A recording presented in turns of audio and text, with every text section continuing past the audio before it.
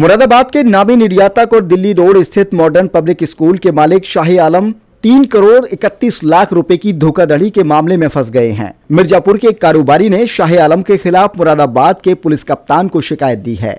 कारोबारी का कहना है कि ठगी के खेल में शाही आलम के 2 बेटे और बहू जैनब आलम भी शामिल हैं।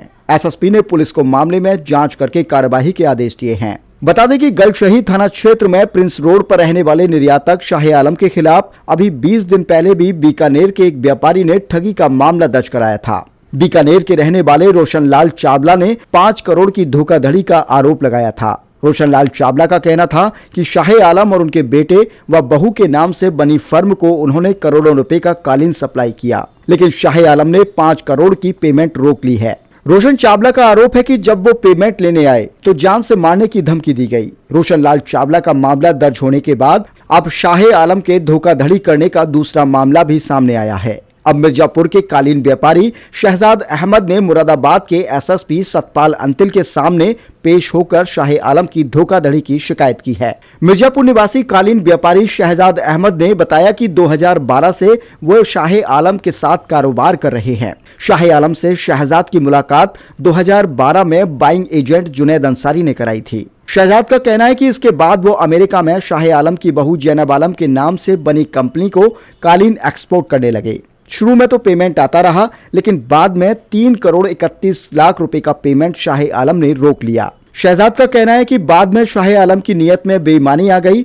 और वो कहने लगे कि उनका अमेरिका में उनकी बहू की कंपनी से कोई नाता नहीं है। जब शहजाद ने शिकायत की तो समझौते के तौर पर शाही आलम ने उन्हें दिल्ली रोड स्थित अपने स्कूल मॉडर्न पब्लिक स्कूल में जमीन से 4 बीघा जमीन देने की पेशकश की। इस मामले के बाद भी उल्टा शहजाद से कुछ रकम भी ले ली गई, लेकिन बाद में इस जमीन की रजिस्ट्री शाही आलम ने कराने से इनकार कर दिया। मिर्जापुर के व्यापारी शहजाद अहमद ने इस मामले में एसएसपी से लिखित शिकायत कर शाही आलम, उनकी बहू जैनब आलम और 2 बेटों जैद आलम और जुबैर आलम के खिलाफ कार्यवाही की मांग की है।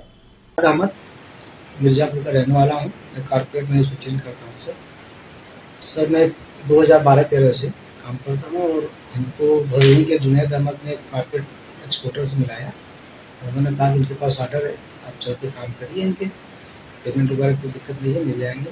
तो सर हमको लाकर ये मुरादाबाद ये जुबैर आलम, शाही आलम, जैनब आलम से मुलाकात मीटिंग कराई उन्होंने कहा मेरे पास ऑर्डर्स हैं, आप बनाइए, आपको जो है पैसे टाइम से मिलते रहेंगे। तो सर हमने काम किया, इनका बनाते रहे।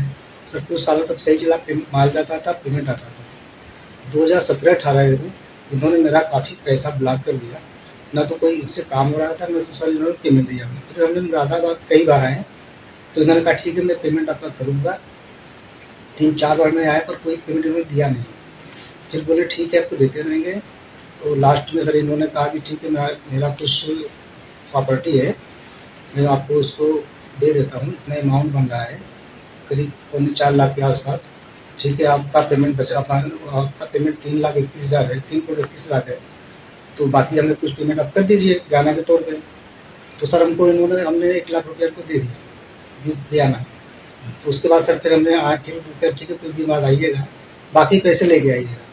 तो सर हमने लेकर आया तो ये बयानामा करने से मुकर गए। कहें कि आपने हमको वो तो किया, आप यहाँ से चले जाओ, नहीं तो फिर आपको क्या पूरा मामला है? देखिए, एक अभियोग पंजीकृत हुआ है थाना बेल शहीद पे 20 दिसंबर को। इसमें एक चावला साहब हैं जो बीकानेर के रहने वाले हैं। उन्होंने 4 व्यक्तियों के खिलाफ नामजद अभियोग पंजीकृत कराया है। जो व्यक्ति इसमें अभियुक्त बनाए गए हैं उसमें जैद हैं, शाह आलम हैं, जुनैब है, एक व्यक्ति और है। बेसिकली इसमें आरोप ये लगाया गया है वादी के द्वारा कि ये वर्ष 2011 से लेके 18 तक वादी और इन लोगों के बीचों में, आरोपियों के बीच में कुछ बिजनेस ट्रांजैक्शंस हुए हैं। कुछ जो वादी हैं उनका एक फर्म भदोही में था, उनका कारपेट का व्यवसाय था और उस व्यवसाय के तहत इन लोगों ने एजेंट बन करके उनके बहुत सारे प्रोडक्ट्स कहीं बाहर भिजवाए थे। लेकिन उनके बीच में जो एग्रीमेंट्स थे उसके टर्म्स के वायलेशन में इन लोगों ने लगभग 2 करोड़ 20 लाख रुपए उनके पेमेंट नहीं किए और जो प्रोडक्ट था उसकी कीमत अभी वर्तमान कीमत लगभग 5 करोड़ से ज़्यादा है। ये सारे आरोप उसमें लगाए गए हैं। हम लोगों ने अभियोग पंजीकृत कर लिया है और इसमें छानबीन की जा रही है और बहुत ही जल्दी इसका हम लोग निस्तारण करेंगे। जो फैक्ट्स होगा उसके आधार पर इसका डिस्पोजल किया जाएगा।